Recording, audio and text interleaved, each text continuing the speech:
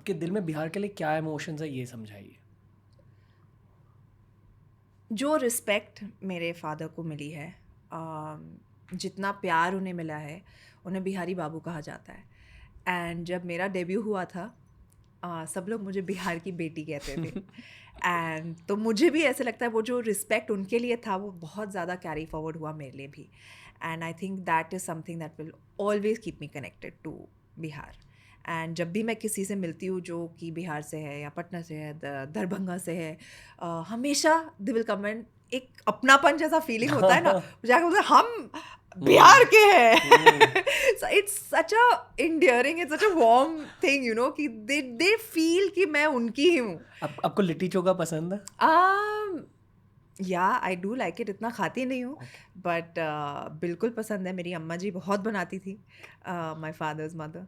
मुझे बहुत पसंद है लिट्टी बहुत चोखा। यम्मी है। मेरे बहुत सारे बिहारी दोस्त हैं, उनके साथ मैं हमेशा लिट्टी चोखा की बातें करता हूँ। बट एक और एंगल है, जितने भी बिहारी ब्लड वालों को मैं जानता हूँ, हाँ बहुत मेहनती होते हैं। हाँ, या इट्स टू मच मैं हूँ। मेहनत ना, हाँ हूँ। लाइक इट्स जस्ट घिसाई वाली मेहनत, endless stamina. Endless stamina, and I think एक I feel we are very responsible people, you know, बिना कुछ कहे, बिना किसी कोई डेडलाइन दिए हम अपना काम कर ही लेते हैं। I feel it's inherently in our blood. You are right about that. I never thought of it that way, but you are right. अब बुढ़ापे के बारे में क्या सोचते हो? बुढ़ापे के बारे में इतना तो ज़्यादा नहीं सोचती, बट सोचती हूँ कि जहाँ पे भी हूँ खुश हूँ, even at that point of time. I think the ultimate goal मेरी लाइफ का है खुशी, हैप्पीनेस, बिकॉज उसके अलावा कुछ रखा ही नहीं है लाइफ में। तो आप वहाँ तक पहुँच चुके हो? जहाँ पर हूँ खुश हूँ। अगेन इट्स वेरी, इसको मेजर भी नहीं कर सकते ना, लेवल ऑफ हैप्पीनेस। इसका इट्स अनप्रिडिक्टेबल। आज है कल शायद नहीं हो, यू नेवर नो। तो you just have to be content आप कहाँ पर हो। एक छोटी सी स्टोरी आपको बताऊँ। बताओ ना। इस साल ना, जब मैं बहुत पीक डिप्रेशन में था, हाँ, मैं बनारस चले गया। By the way I am sorry for what you had to go through. My god, it was so uncalled for, first of all, क्योंकि हमारे देश में और इतनी सारी चीज़ें हो रही है जो नहीं होनी चाहिए। एंड या I am really sorry what I you had to go appreciate, for. Thank you, means a lot. एक टेंजेंशियल थॉट पहले निकालूंगा। मैंने नोटिस करा है कि जो भी लेडीज़ मुझे मिल रही है, हमेशा मुझे आजकल ब्लेस करके जाते हैं। रियली? तो I take this as a blessing. Oh sweet, okay.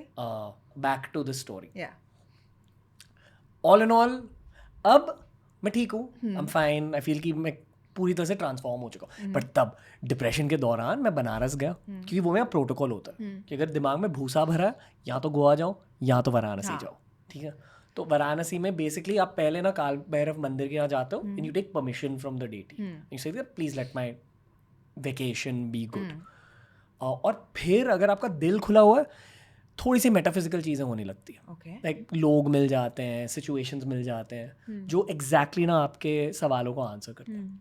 तो मेरे पहले दिन ही, और ये सब हमने रिकॉर्ड करा, एक डॉक्यूमेंट्री बनाई है, it's all on the internet already.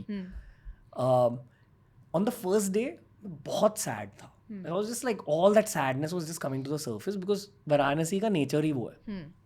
ठीक है, तो हम घाट्स पे एक वॉक के लिए चले गए, और लिटरली 10 मिनट में मेरे को एक बाबा मिले।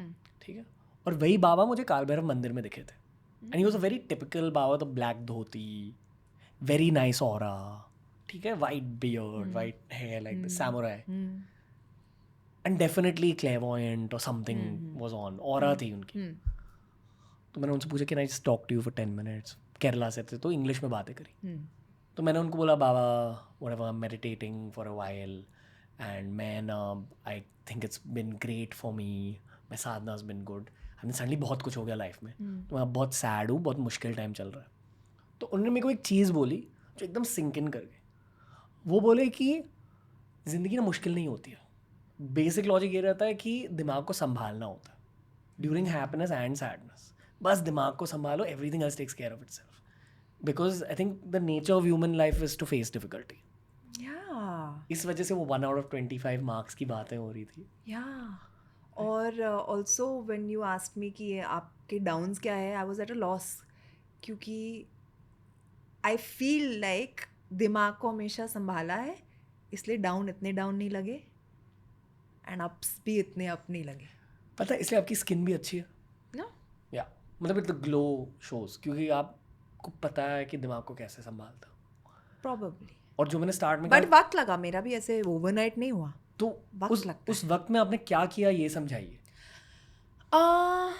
एक ऐसा वक्त था जहाँ पर मैं बहुत जल्दी रिएक्ट करती थी चीज़ों पर. मुझे बहुत जल्दी गुस्सा आ जाता था, बहुत जल्दी ठंडी भी हो जाती थी. बट आई थिंक वो जब मैंने काबू में किया, I think life became much better. Now I don't react as much. मैं सिचुएशन को परखती हूँ, देखती हूँ, सोचती हूँ क्या है, is it going to affect me after 10 minutes. If not, I let it go. Letting go is a very powerful tool किसी की भी लाइफ में, I feel. You know, we talk about letting go and taking care of your brain. जितने psychologist आए show पर उनसे मैंने ये जाना है कि इसे इमोशनल रेगुलेशन कहा जाता है उनकी दुनिया में. तो एक बहुत मशहूर साइकेट्रिस्ट आई थी शो पर एंड मैंने उनसे पूछा कि what's the point of psychiatry या साइकोलॉजी. तो वो भी on one level it's healing, but मान लो कि अगर आप हील हो गए, अगर मेंटल हेल्थ इश्यूज इतने नहीं है, तो on the other level it's about building human resilience and helping people emotionally regulate. Correct. वही जिंदगी का मतलब है. तो मैं बाबा को साइकेट्रिस्ट से कनेक्ट कर रहा हूँ. बट देखो ना, सबके अलग अलग रूप होते हैं. एक डॉक्टर के रूप में आता है, एक बाबा के रूप में आता है, but pretty much the point of life वही है ना. माया रियलिटी आपको वही कह रही है कि बस दिमाग का ख्याल रखो. राइट. या एब्सोल्युटली. कैसे रखते दिमाग का ख्याल? By letting go, by not letting things affect you in a way that आपका संतुलन हिल जाए, you know. I think I don't know how to explain it. मुझे सच्ची में नहीं आता. क्या? मैंने किया ज़्यादा कुछ नहीं. आई गो इन टू दीज फेजेस. मुझे किसी ने बोला मेडिटेशन ट्राई करो, मैंने थोड़ी देर के लिए किया, फिर मैं बोर हो गई, फिर मैंने दूसरी चीज़ें प्रैक्टिस करना शुरू किया. Like maybe I do yoga for a while, but then it's always a phase. मैं एक चीज़ को ज़्यादा टाइम के लिए स्टिक नहीं करती हूँ. I mean, I don't know, I'm just artist a person like that. Yeah, maybe. Changes चाहिए. Yeah. जब मैं सैड थी, मैं पेंट करती थी. मेरा माइंड कम्प्लीटली शांत हो जाता था. I used to disappear to a different world only of my colours, my canvas. एक मतलब उससे मुझे बहुत खुद थेरेपी मिल गई. क्या पेंट करते थे? I used to paint faces, I used to paint animals, and I used to always paint when I was sad. I stopped painting the day I met my husband. I swear it sounds funny, but I've not picked up the paintbrush. Yeah. That's deep. Since I met Zahir. And he keeps telling me like, I hope you never have to be sad to paint again, but you really need to start again because you're very good at it. And I think उस बात को 8 साल हो गया. I haven't picked up a paintbrush. Yeah. Painting की बातें किसी से करते हो? नहीं, मतलब I don't. Do you discuss, for example, जब मैं बहुत सैड होता हूँ, मैं poems लिखने लगता हूँ. And same, if I'm in a relationship, if I'm in love, तो poems निकलते नहीं. Yeah. तो like, but I talk about it to other people who write poetry. I still show people my old paintings जो मैंने पहले किए हैं. I have pictures of them.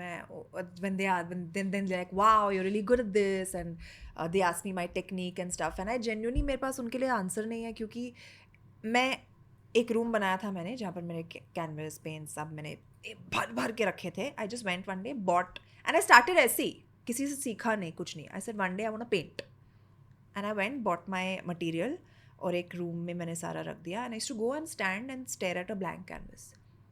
फिर मैं उठाती थी पेंट ब्रश, जो भी कलर सामने पड़ा होता मैं ले लेती, एंड कुछ ना कुछ खूबसूरत बन ही जाता था. So that just used to cut my mind off everything in the world, which is why maybe I did it when I was sad and I didn't need to after that.